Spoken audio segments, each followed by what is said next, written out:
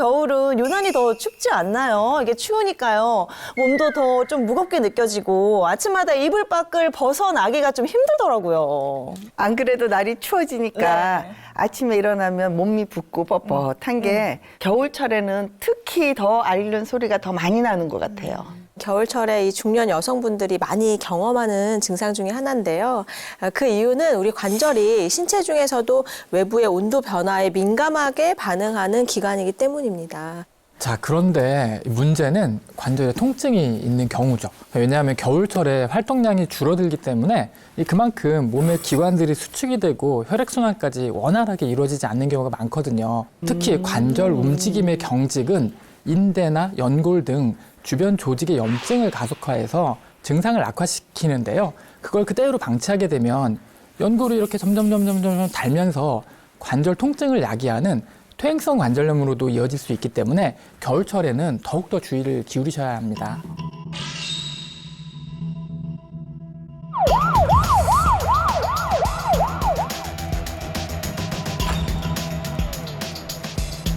아우, 아프다, 이렇게.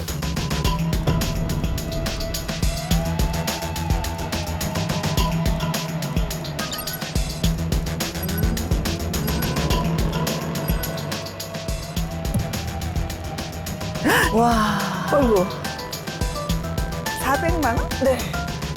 최근에 무릎 통증이 심각해지면서 400만 원이 넘게 질병 가계비가 발생했다고 하는데요. 전 눈에 띄는 게 무릎 신경 차단술이에요. 그거 뭔가요, 선생님? 이 시술은 말 그대로 무릎 통증에 관여하는 신경을 이렇게 차단하는 시술이거든요.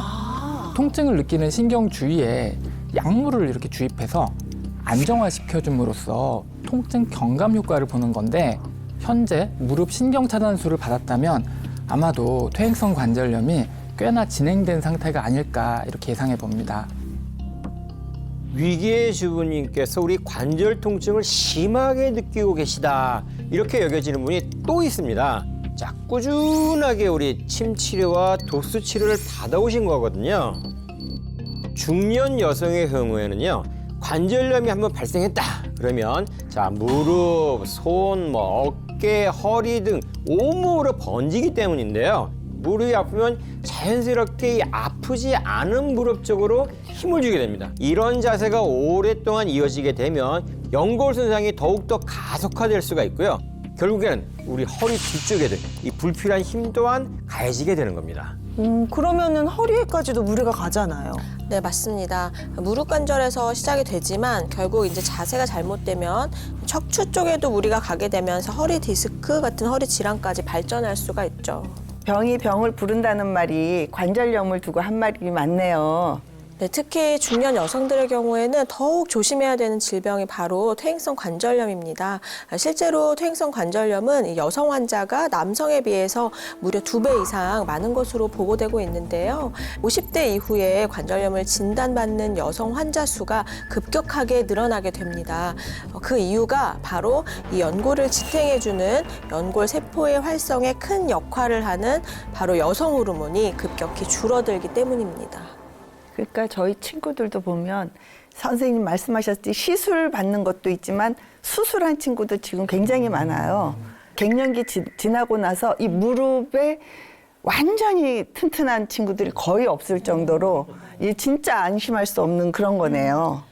그런데 여기서 중년 여성들에게 있어서 더 독이 될 수밖에 없는 이유가 또 있습니다. 그 이유가 바로 완경기 이후부터는 연골 세포의 수가 급감하기 시작하거든요. 60, 70대가 되면 20대에 비해서 약 61%가량 감소합니다. 즉 중년기에는 자연적으로 연골 세포 수가 줄어들다 보니 연골의 재생과 보존에 어려움을 겪게 되는 겁니다. 맞습니다. 우리 연골은 한 번 손상이 되면 거의 재생이 되지 않기 때문에 이 여성 호르몬의 급감한 갱년기를 겪으시거나 또 완경을 맞은 여성분들의 경우에는 더욱더 조심하고 관리를 하셔야 됩니다.